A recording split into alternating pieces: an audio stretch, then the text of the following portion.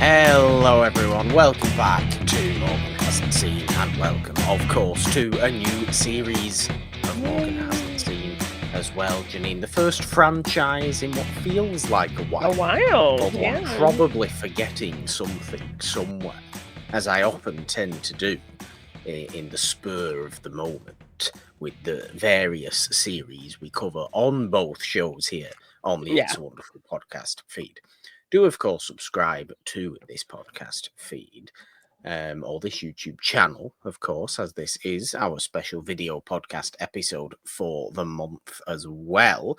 Nicely so, given that it's the start of the series as well. I always feel like that's a good time to do the video episode. It's nice when the first episode of a series wins all the polls. I feel like, Jeannine, it sets us up nicely, I think. But this is a pretty significant one. This is a movie series that certainly had its time, found a real following, a real fan base. Very successful series, really, of 5 movies. Yeah. That we're covering all 5 of this series because there happens to be 5 Wednesdays this month of July. It's Jason Bourne, Jeannine, everyone's favourite amnesiac, isn't he? Really? And I am looking, and it looks like the last franchise we did was the Mission Impossible franchise. Wow, I mean, that was quite a while ago. Yeah. That really was quite a long time ago, which I obviously had a great deal of fun with Mission Impossible. Somewhat skeptical. Yes, very much like this franchise. I feel like, I think it's I very mean, a similar little to bit. this one. In the fact that, like, out of all the series that I had kind of curated this year, this was kind of one you were just like, meh about. So I'm curious to see if this first movie maybe changed your mind a little bit on that feeling. So I think you kind of went into Mission Impossible with the same kind of meh feeling and then ended up pretty much enjoying that franchise. So, well, the thing is, I mean, I may have gone into Mission Impossible like that, but that was due to a slight aversion to Tom Cruise, more so than an aversion to the movies themselves or what I knew about the movies themselves. Like, I understood Mission Impossible was, or certainly became, this enormous spectacle of a event kind of movie. Where you'd have the massive stunts, the ridiculously impressive action sequences, and the story becomes more and more emotional as it goes on. Like, I knew all that before going in, and it has, held true to me in watching the Mission Impossible movies all the while. Because did we not do that when Dead Reckoning, the first one, was coming out? Yes, I think that was the build up to the first Dead Reckoning movie. Yeah. So I remember going into that movie knowing, obviously, having just watched them all, knowing everything about that. Yeah. And really finding myself thoroughly into it. I still haven't seen the Dead Reckoning Part 2 or the Final Reckoning or whatever it's called. I still actually haven't watched it, but I would and I want to. I never got, I never got never quite worked to go to the cinema to actually go and watch that when it did come out, unfortunately. But I'm very much into that, and you're not wrong to liken maybe my feelings towards this Bourne series to that one, but I do feel like I am way less aware of Bourne as a concept than I am of Mission Impossible. Okay. I genuinely had no idea Jason Bourne was even this whole amnesiac situation. I literally had zero clue about anything to do with Jason Bourne. Like, I knew Mission Impossible was Ethan Hunt and they were their own little unit, and there was spy stuff going on. Okay. I got that. But Jason Bourne, I literally just, it's the Matt Damon action franchise. And that's it. Oh, okay. Interesting. Didn't know what it was about, didn't know who Jason Bourne as a character even really was. Had very, very little concept of it. So that's maybe why I would have been feeling a little bit more kind of, oh, do I care about this? Is it really going to be all that? I know, okay, it has its fans, as we've said. It was obviously successful. I'm aware that it, had those 5 movies that all did pretty well. Even the 4th legacy one with Jeremy Renner, which we'll obviously get on to. Yes, which is just Um, also a funny tie into Mission Impossible, our last it franchise, because they also had a is. kind of a bit of a vibe where they were trying to make Jeremy Renner kind of a lead kind of thing in the franchise, and only to kind of drop that going forward. Yes, So, yeah. pretty quickly. Not that there's anything really wrong with that, but no, it is interesting. But I just genuinely think it comes down to not having any concept of it whatsoever, which is interesting, which Yeah. bodes well for a Morgan hasn't seen series, I Yeah. think. Um, but yes, the Bourne Identity we have Mhm. today, 2002, the first one, the introduction. It's all based on novels, isn't it? Yeah. And kind of spy thriller novels from some such person, who I forget the name of now. I actually had the name in my head and I've forgotten the name of the person who wrote Bourne. But I think first and foremost, what I did get from the Bourne Identity was definitely an intrigue into the mystery of it all. Okay. Like, okay, he is amnesiac. That's, determined pretty quickly in the Yeah. movie that he does not remember who he is. He does not remember why he is where he is or anything like that. And why he And can do yes, the things that he can do. and why he can do the things that he can do.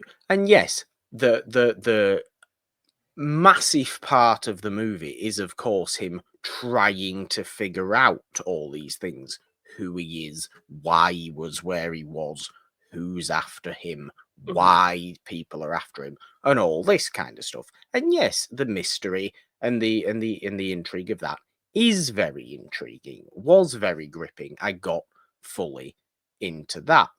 There's certain stylistic things that are incredibly 2000s, which Yeah. we forgive at a Yeah. certain point, but we're also kind of into the action. I think works really, really well.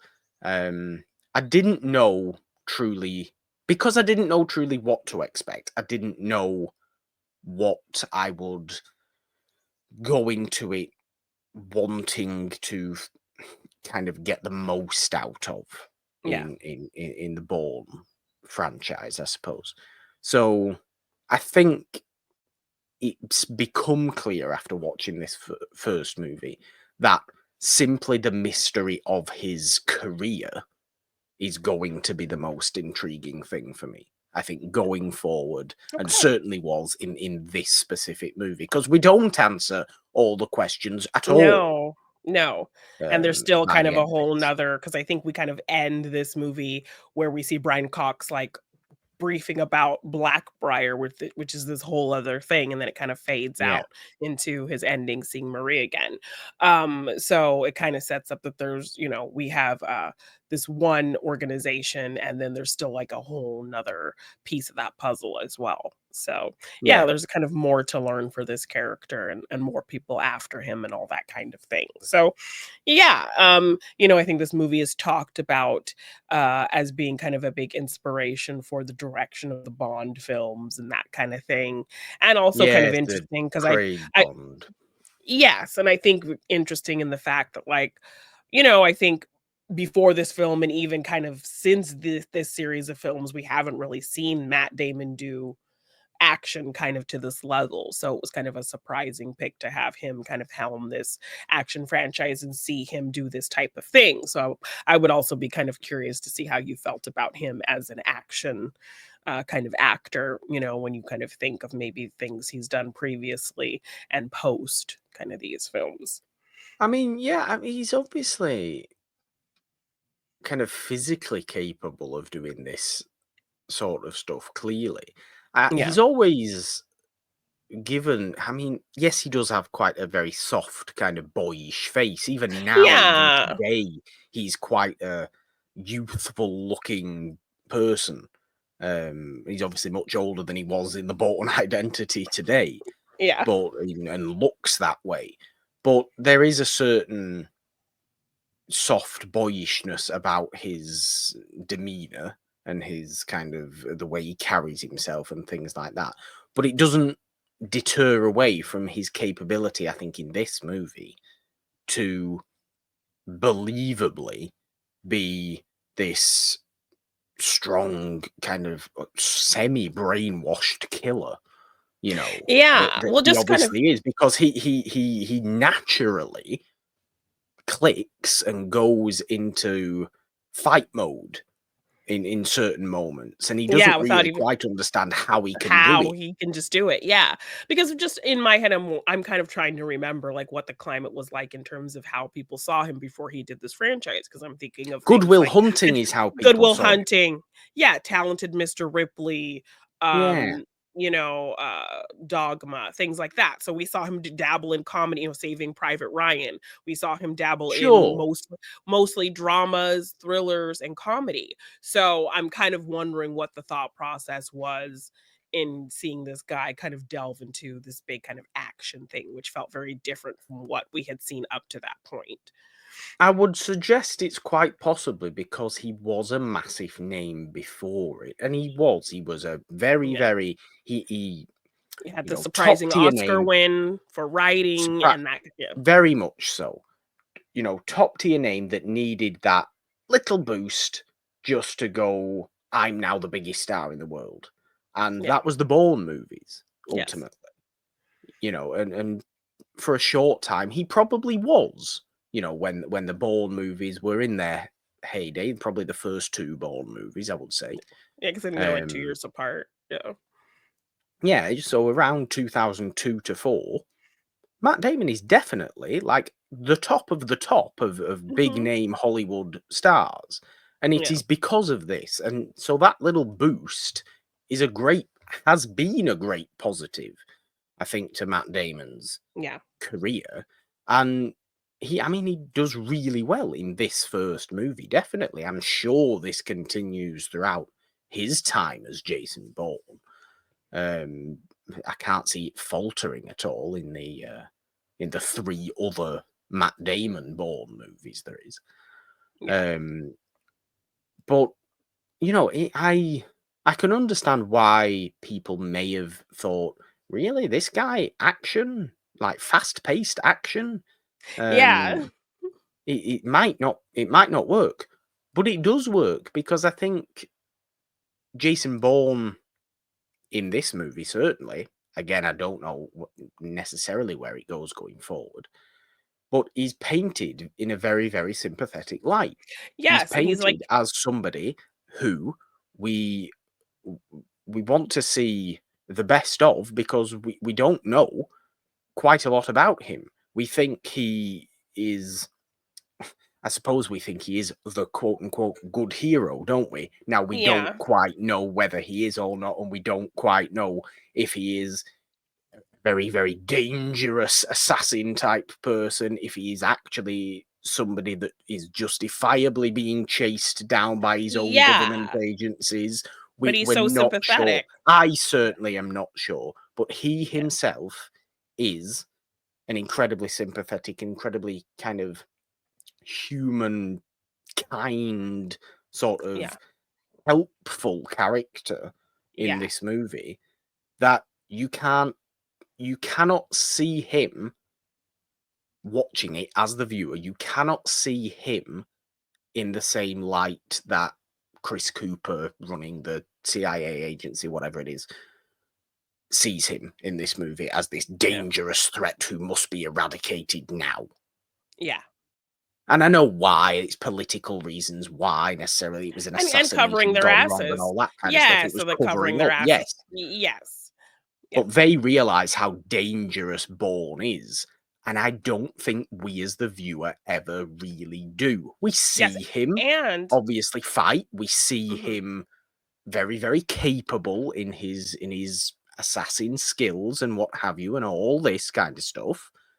But because it's Matt Damon, because he has a boyish quality, because he has a soft quality about him, it's very, very good casting because it immediately gets us to side with him. And I think that's very yeah. important because we question whether we even should side with Bourne. Yes, because what has he done to make him be this asset for these people to want to destroy?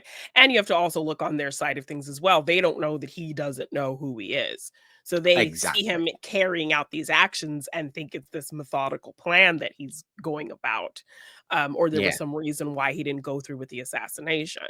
Um, but it's literally him just not knowing.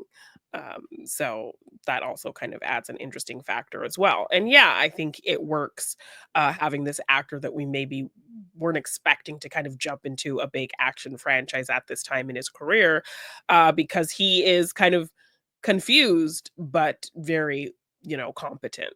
So Yeah. he's doing these things and then kind of looks around like, how did I even do that kind of energy.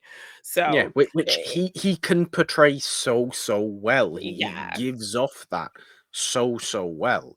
Um, better than most people who you could believably see in an action franchise. Really, we Yeah. liken it to the Daniel Craig Bond movies in terms of an influence that the early Bourne movies had on Yes, Casino of just kind of Royale and going going for a forward. more gritty action as opposed Yeah, to kind of a slick kind of shoot, shoot, bang, bang kind of action. and yes, and I know obviously Bourne and Bond are two incredibly different people. Bond gives the energy of supremely confident while maybe not always being, and Bourne's almost the opposite. He is the one Yeah, who thinks, I can't do that, but he definitely they can. can, and then when You he know, it, does it, it, it- he's very confused about it. yeah. Yeah. Um, so you can't see Daniel Craig's Bond, successfully beating somebody up as he often does, and then looking around going, "Oh, how did I Was do that that?" me? Yeah. It's never ever going to happen. So Yeah. they're two drastically different characters, but I suppose it's genre style that Yes, and is initials, of the through course. line. And initials, yes. So isn't that maybe the comparison as well? Definitely. Yes. It's Um, interesting to think about though in terms of the action landscape of the of that 2000s. time. Yes. I looked it up. It is Robert Ludlum who wrote the Robert books. Ludlum. Yeah. There you go. Very nice. I think before we get into the nitty gritty details of the plot of the Bourne Identity, though, then Jeannine, we do have Yes. to say a big thank you to our It's a Wonderful Podcast patrons Yay! today, who we love dearly. We We can't do what we do. do without the generous support of our patrons. If you would like to join them and join us on the Patreon and support us in that way or donate, there are links in the description of this episode to go and do that. We would indeed love you forever. We will start Yes. by saying a big thank you, Jeannine, to Adam Witt. And thank you, Michael Smith. Thank you to Abby Friel. And thank you, Faraz Muthana. Thank you to 90s Comics Box, Jannine's big brother Justin. And thank you, Tina Farrow. Thank you to Marcus Burton. And thank you, Samir Tesfaye. Thank you to Patrick Harden. And thank you to the great Ken Knapsack. Thank you to Tom and Kimber of the Odd Shaped channel. And thank you, Eric Garcia. And thank you, of course, to Billy Polahan. Yes. Yay! Applause for the patrons and applause for the movie. I did truly very much get into it. It's quite a simple movie, really, when you Yeah. bring it down to it. It's not an overly complex plot. And I think sometimes in CIA-based action movies, the plots can become very, very political and very, very convoluted and very, Yeah. very kind of there's all these moving parts going on. I think what the Bourne Identity does really well, because its POV character is confused anyway, it can't confuse us, the viewer, Yeah. more than it confuses Bourne Him. himself. Because we're learning So things right along with him.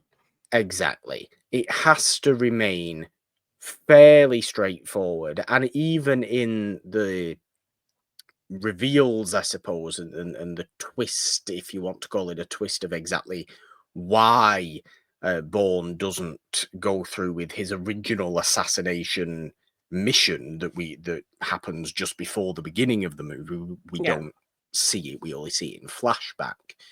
Um, it's pretty straightforwardly kind of laid out. It's not this grand political statement. It's not this kind of enormous conspiracy or anything like that. No. It's pretty simple, and it's just it's an act of human kindness. Yes, he expected the target to be alone on the boat with just him and his staff, but then when he goes to kill him, he sees the man is there with, like, all his children, with one of them even Yeah, sitting on his lap.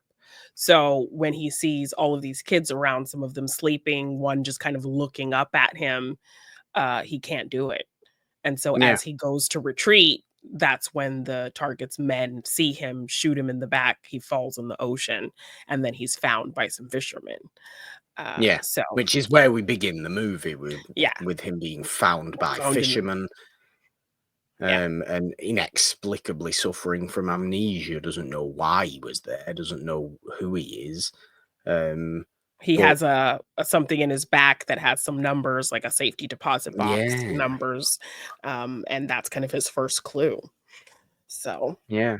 So it's all this search to discover who he is, this country hopping kind of Europe wide yeah. search to uh to see who he is. Great locations as well they're using as well. I Mhm. do like it when these kind of movies, these kind of action movies, hop across the world Yeah. in a way where it feels like they're always somewhere different when they Yeah. are in different places, and it doesn't just look like European city number 4 and Yeah. things like this. Like, you can tell Switzerland is Switzerland in this Yes. movie. You can tell Paris is Paris. You can tell all these places Yeah. are where they are. It's not just because the exposition shot it with a shot of the Eiffel Tower or the Alps or something like Yeah, that. They don't. exactly. Yeah, we're not going to our very specific known landmarks to tell you that No. this is where we are, which I appreciated. But yeah, I like the kind of globe-trotting feel of this movie, and kind of cutting back and forth between the agency that's kind of trying to find him and what he's doing. And Yeah, then it because gets they're in a even real panic. The yeah, actual CIA themselves are in a real panic in this movie yeah. because, as you've said, they believe Bourne is enacting some sort of conspiracy himself, because why would he have not carried out the assassination Yes, attempt? and they kind of say by the end that he was the one who planned it.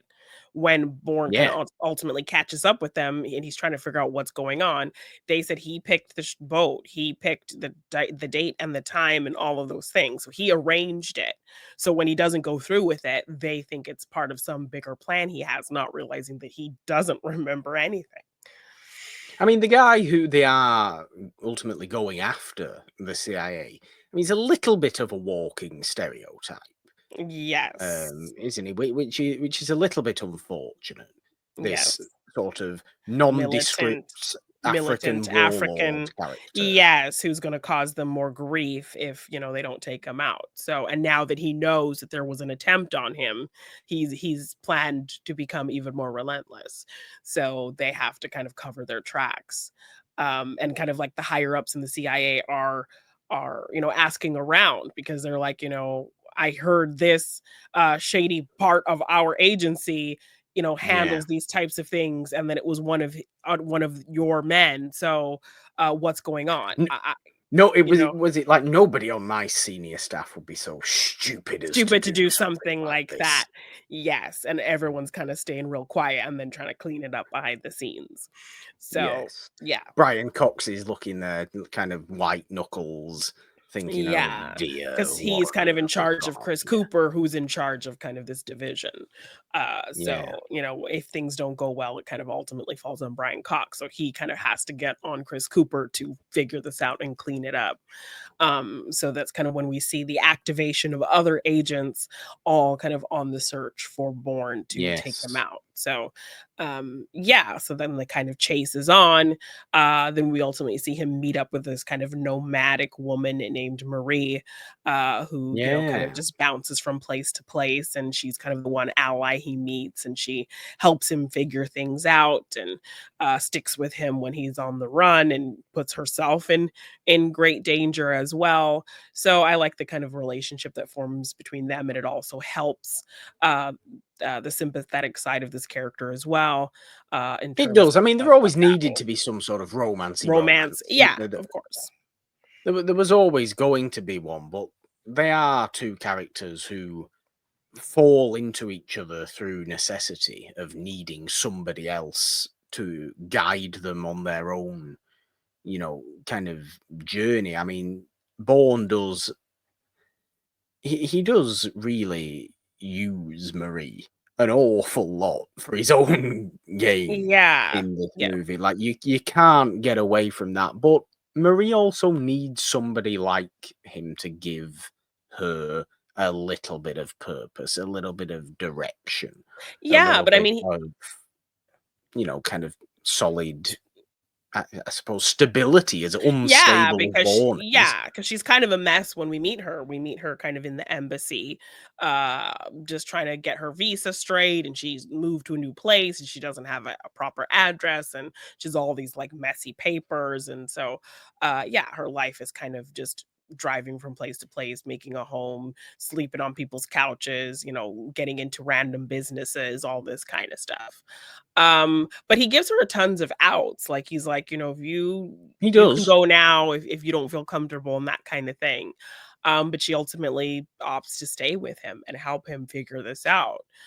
Because she does feel for him on how Yeah, confused he is and that kind of thing. So yeah, I think they do really need each other in a time in a very specific time in their lives. So I think that works they out. And do. I'm somebody who is all about a romantic subplot, and I think it was very well executed. It wasn't kind of rushed into, took their time with it. No, Obviously kind of a trauma response in terms of like what they're going through, and then that ultimately kind of brings them together in an intimate moment.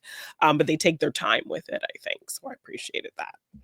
I would agree. They don't seem to rush anything. They help each other out of scrapes. There's a great Yeah. car chase in Switzerland Yeah. in this movie in Marie's tiny little Mini. That I Yeah. always think is a Mini is a great car to do a chase in because Yeah. you can just dart yourself in little Yeah, like, we see narrow him driving areas. on sidewalks, going downstairs, and that whole kinda thing. There's also a bit of kind of comedy that comes out of it as well. He's asking her to go into this hotel and find out if one of the identities that he's known to have, because, that lead was the safety deposit box. So he goes to this bank, gets all the contents from the safety deposit box, which includes a bunch of different passwords with a bunch of different names. Yeah, So like he's calling. he discovers his own real name is Jason Bourne. Yeah, and And that's he pretty clear to him now, but then he kind of lifts this lid of the box up to and discover sees a gun and dozens all these of different other. IDs and money and all this stuff. So, he calls around on one of the identities and finds out that they were staying at this hotel. So he's like giving Marie, "Make sure you count how many people are at the exit and walk Yeah, 10 paces to the phone and wait for it to ring and do all this stuff." And so we hear him kind of going through the whole plan, and then she just kinda walks out like 5 minutes later, there you and he's go. like, "You're done already?" She's like, "Here." She's like, "All this stuff you told me to do, the guy was looking at me, so I just went and asked him for it, and he gave me the information." And he's like, "Oh, okay."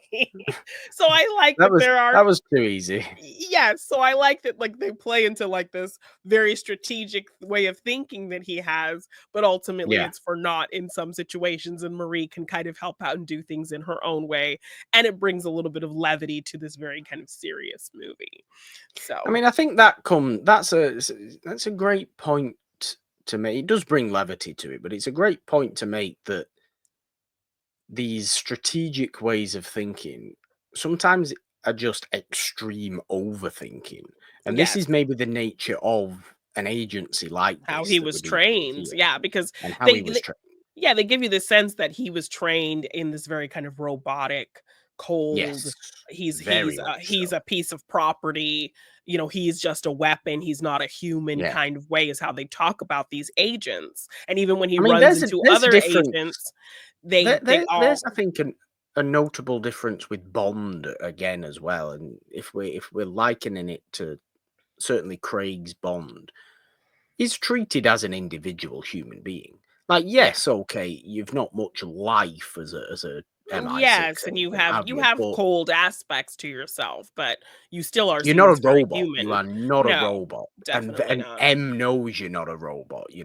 MI6, the agency knows you're not a robot. Yes, and you have like Um, you have a flair, you have a charisma, you could be a little bit yeah, silly and things like that. Whereas Bourne, we're not seeing him be suave, we're not seeing him crack jokes, we're not seeing him, flirt his way out of a situation kind of no, thing. uh it's just even fight, even fight, fight. and you picture that even in his state before amnesia, this very strict kind of training, you're not Yeah, seeing him implement any Bond type flair to what he's yeah, doing. He's a robot going in there and doing these things. And even when we kind of see each agent get their call to go and assassinate Bourne, one of them is sitting with their children, and they're still very kind of serious and not yeah. kind of robotic in those aspects. So we see them with home lives and at dinner with people, but they're still very kind of cold and serious. Um, so yeah, it's definitely very different in terms of the training that you would think of when you think of Bond and when you think of Bourne and the other people in this kind of shady CIA offshoot agency. Mm. So But this is what I'm saying. Maybe it is an expression of just how over.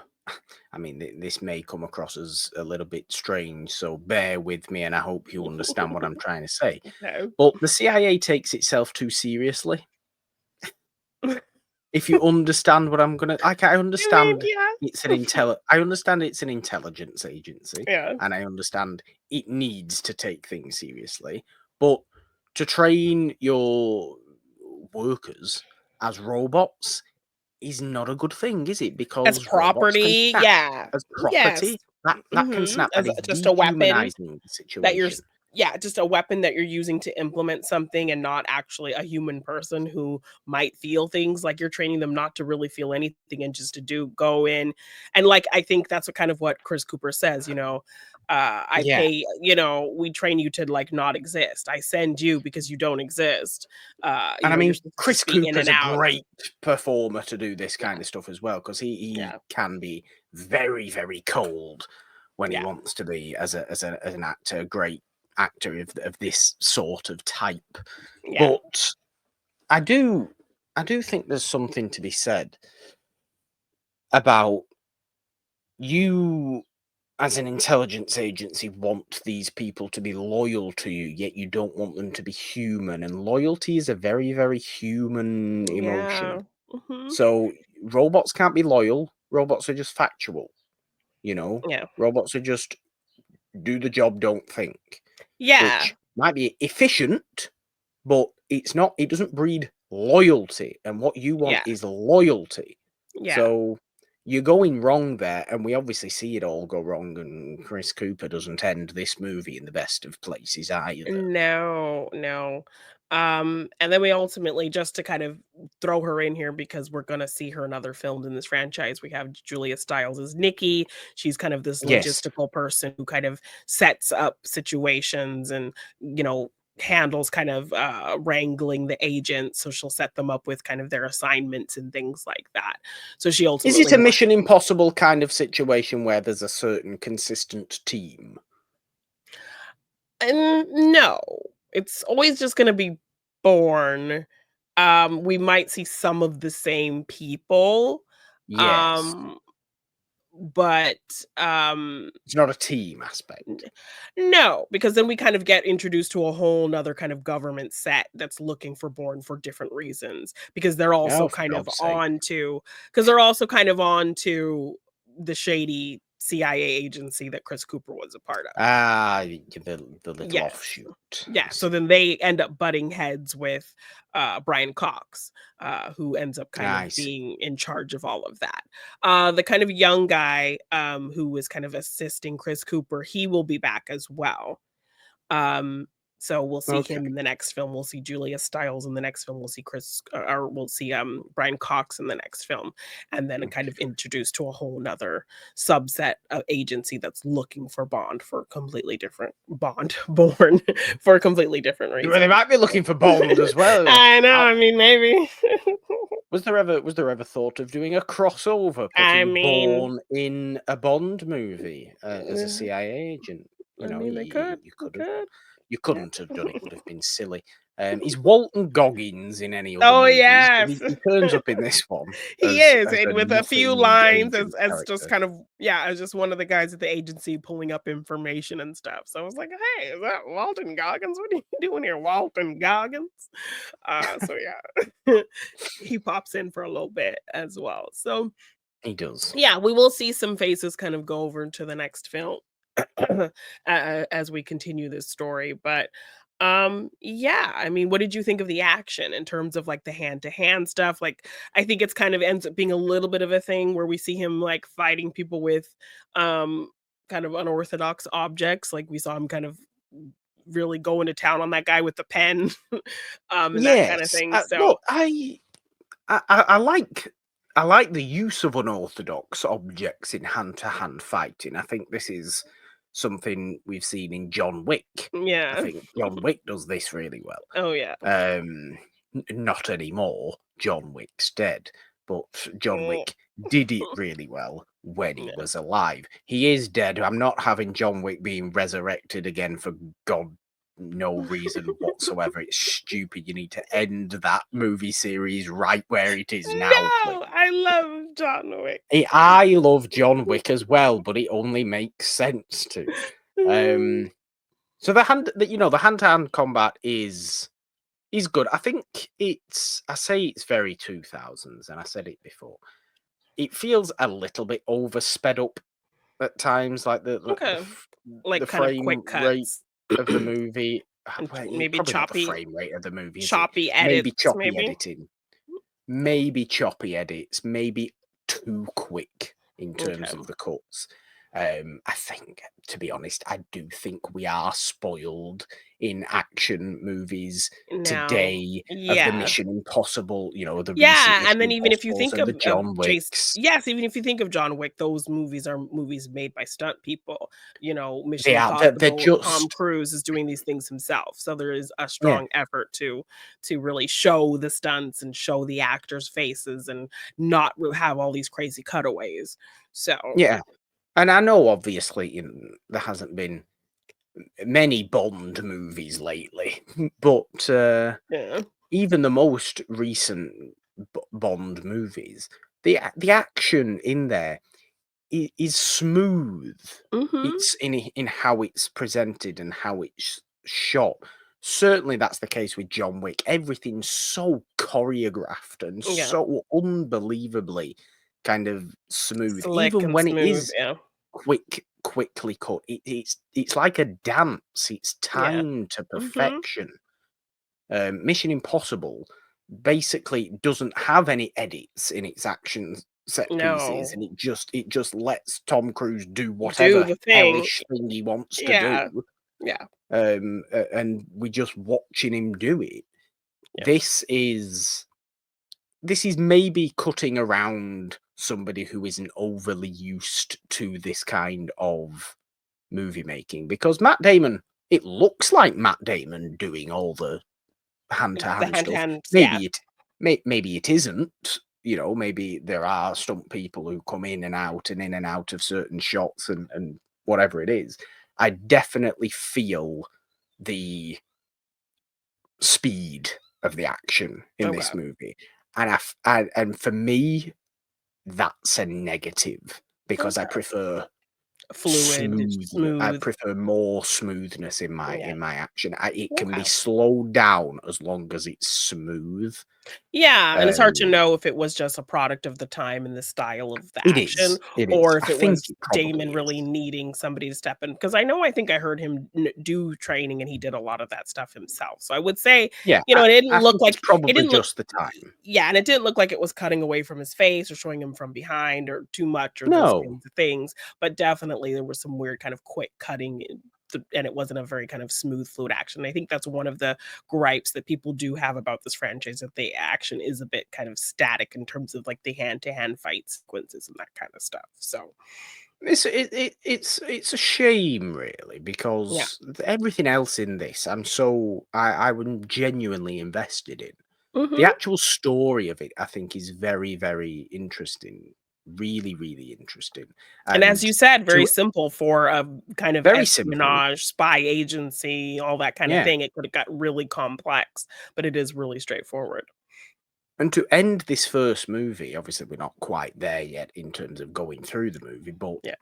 to end this first movie still not having answered that many questions at all, and leaving a lot open to Bourne's ultimately still being searched for, still being Yeah. looked for, still being, chased down. Um, I like it. It doesn't feel. I was tripping over my words then.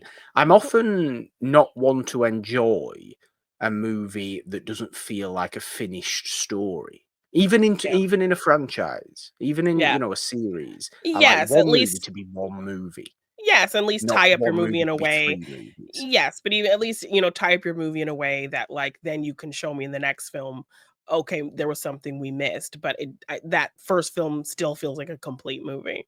Yeah, and in a strange way, it does. I think it Mhm. balances it really well. I think it does feel like a complete movie while leaving everything open to so much more. And that is not an easy thing to do. Yeah. I feel like a lot of I mean, we see it all the time, don't we? The part one, part two, part three, part four, part 17 movies and all Yeah. this kind of stuff don't feel like finished movies. As much as I like that the Mission Impossible Dead Reckoning. As much as I really, really like that movie, it ain't a finished movie. No, it's very In kind of no open. way is it a finished movie. Yeah. Um, but it never wanted to be because it had the final reckoning to come Yeah. directly after it. Some of the Mission Impossible movies do feel like complete movies. Yeah, Quite, in because we fact, I kind go of as far as to say every single other one of them does. yeah, like, I don't think we are even following a continuous kind of narrative No, until not the really. third film. The first one and second one are very individual, and Yeah, then the third film, we have a character that kind of comes back that we set up, and that's the only thing yeah, really tying them together. But we don't really get any kind of interconnectivity even until, like, maybe the fifth one, and then from there, the yeah. movies kind of feel like they're on the same track and on the same story. But those first 4 films, they don't really get into a continuity until 3, and even then, um, you're not really feeling it until maybe 5.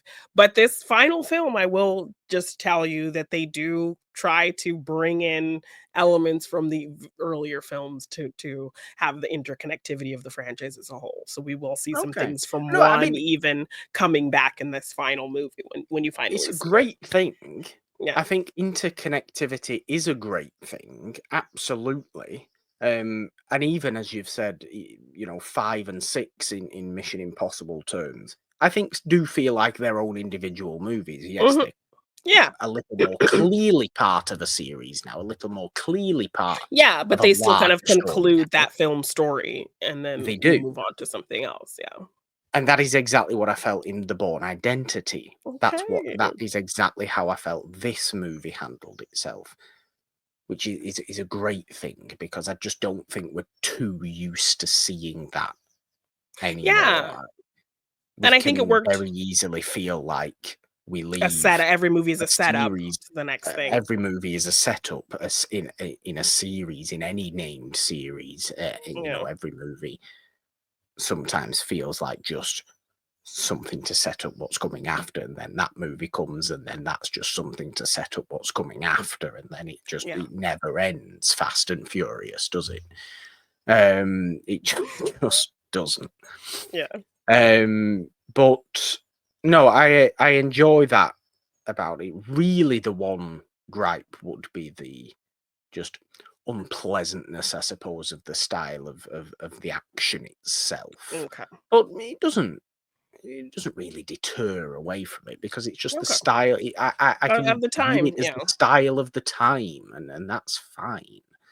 Yeah.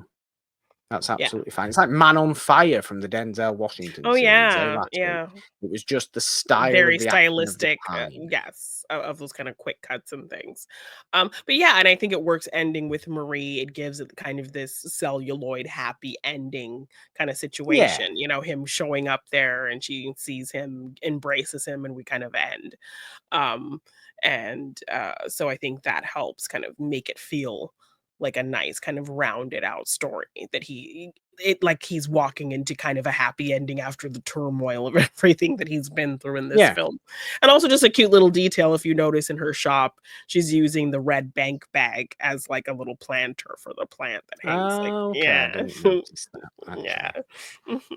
actually. That was very nice. But no, you are right. It's a lovely, sweet kind of ending after all Yeah. this chase chaos of the rest of the movie. And obviously Chris Cooper trying to cover his tracks, and he doesn't do it particularly well. No, so then Brian Cox, I think it sets it up for because, it's interesting because like, when we see the whole situation of Bourne is on the loose, we've spotted him such and such place, let's activate everybody to find Yeah. him. We see all these different agents, one of them being Clive Owen, get activated to Yes. find him.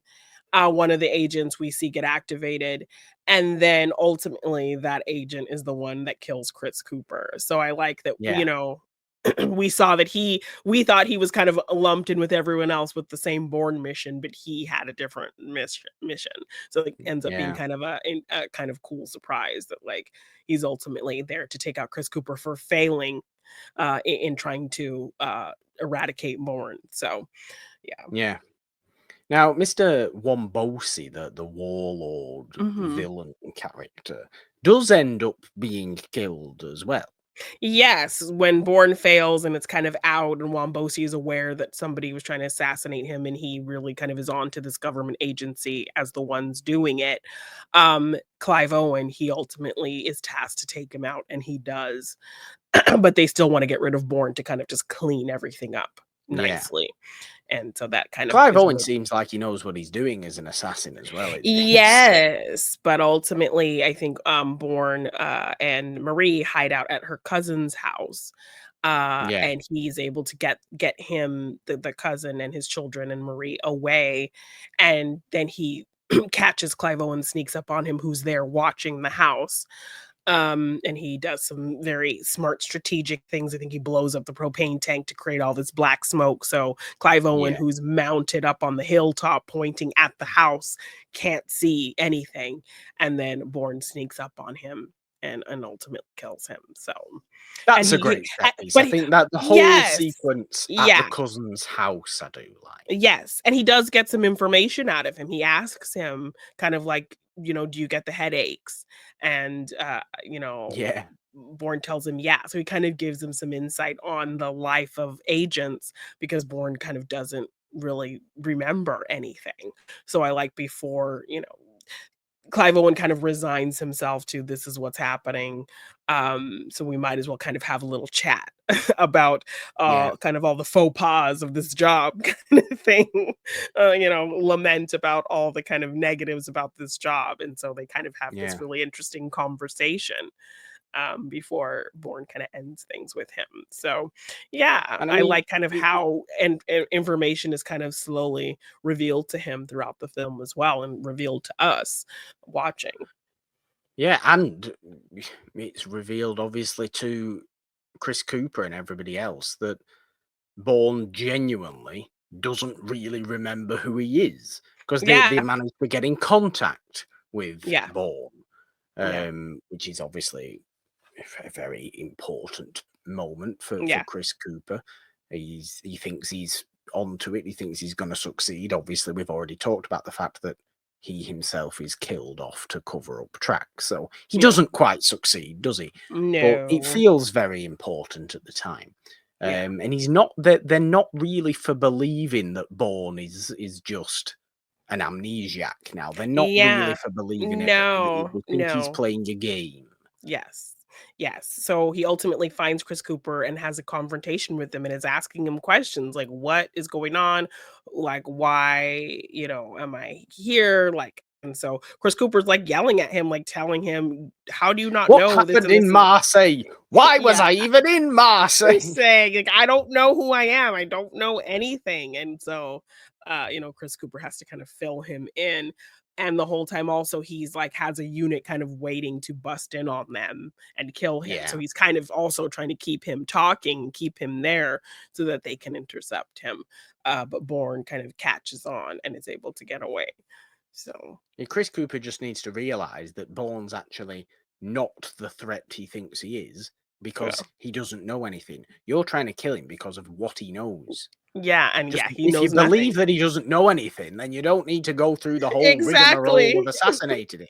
And you assassinated the guy that he was supposed to assassinate. He could just go in a corner and Yeah, hide. exactly. You've done your job. Clive Owen did it instead. Are you not happy now? Yes, but no, they still want to tie up these loose ends. They don't want anyone. I think this agency is kind of an agency they don't really want anybody to know about.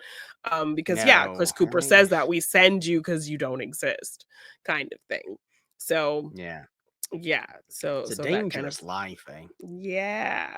But yes, I love kind of just going through the film and him figuring out these things that he knows how to do and doesn't know why he knows. When he's on the ship with the fishermen, he knows how to tie all these crazy knots. He knows how to Yeah. read different maps and things, but he has no idea why or how.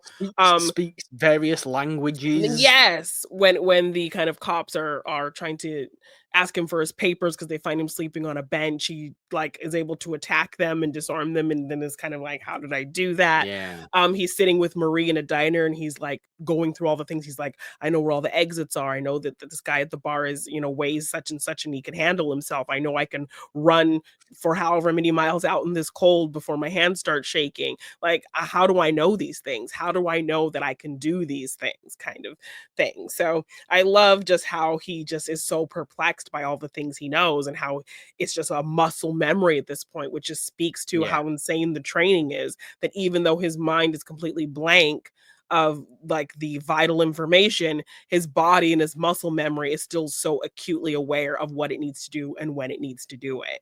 It's crazy. So I love Yeah. that concept of him just being blank in the mind, but body is still so acute to the training that he's been, implemented with. So it just kind of speaks to how crazy this agency is in terms of how they train these people.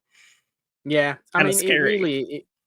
very scary. I mean, it really was a very intriguing first movie in the Yeah. series. I imagine the mystery only goes deeper, Yes. and the what we discover only becomes more intense for Bourne's life Yes. going forward.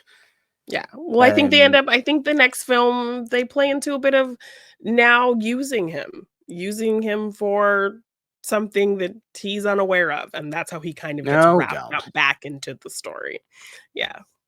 Okay. I mean, it's a shame because he you can use amnesiacs, can't you? I suppose Yeah. when they're not quite aware of everything that's Yeah. going on. And Yeah. very shady from Brian Cox. I know it's Brian Cox Mm. doing this. Brian Cox typically pulling all the nasty strings in some sort of corporate or government or governmental Yeah. thing. He's always playing the same thing, isn't Kind he? of thing. Yeah.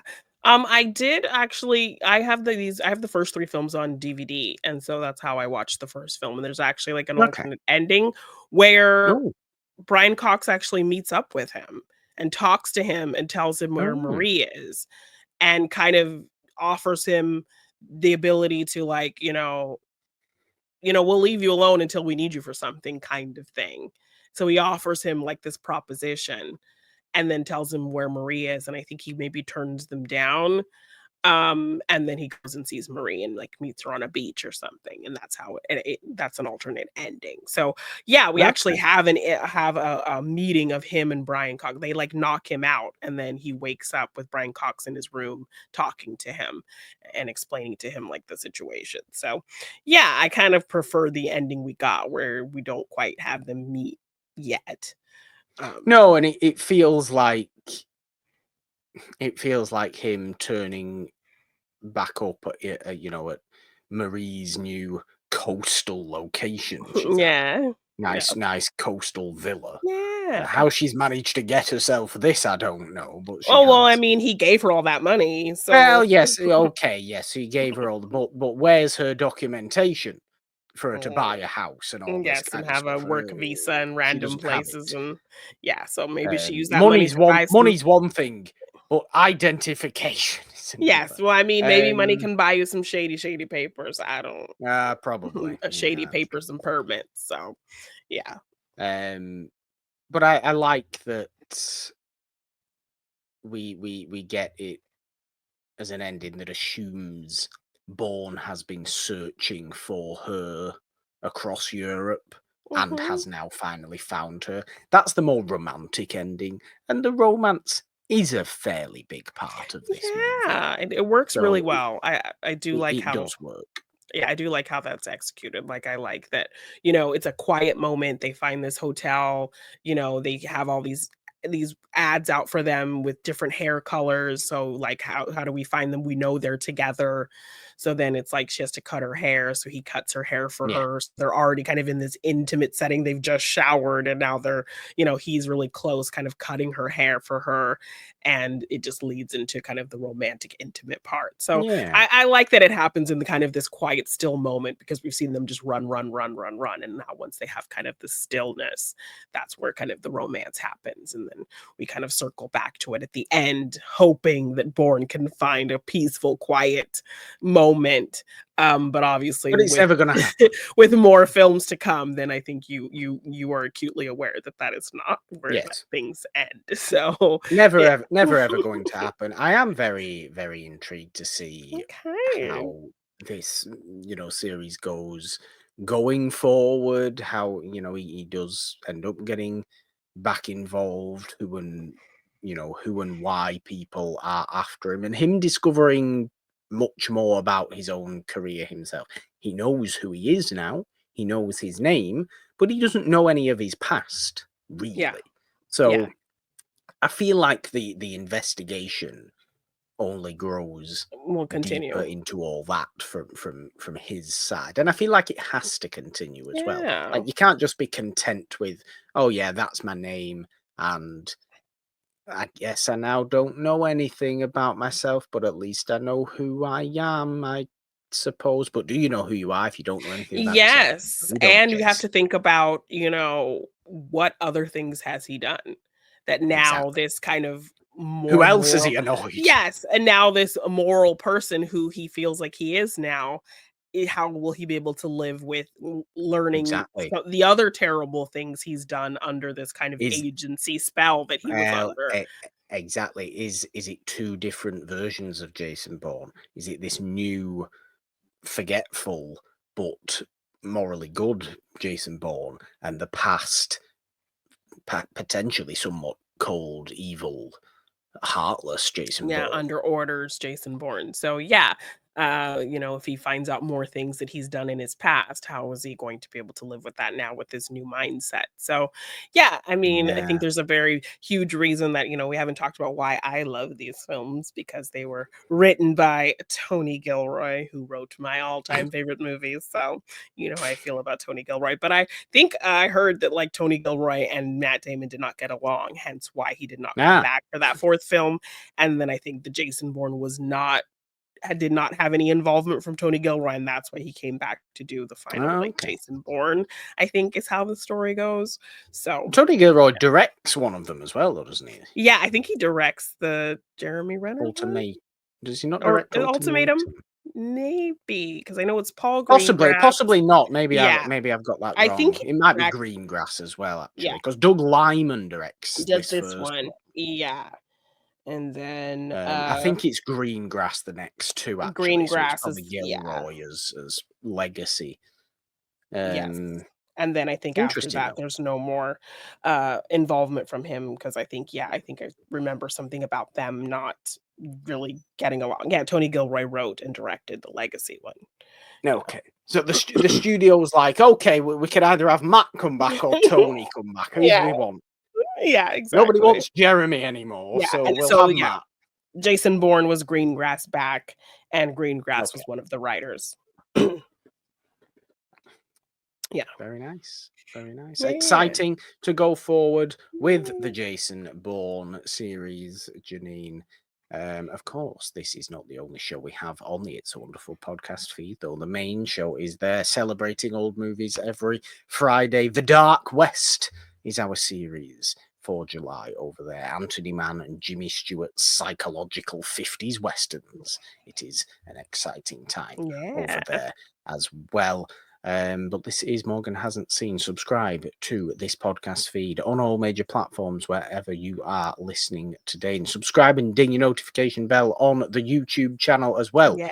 It's a wonderful podcast. If you are watching today's special video podcast episode, of course, hi, how are you?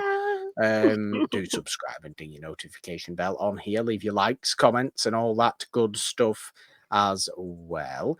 We've spoken about the Patreon and donation links before, but of course you can find us on and across all the social medias.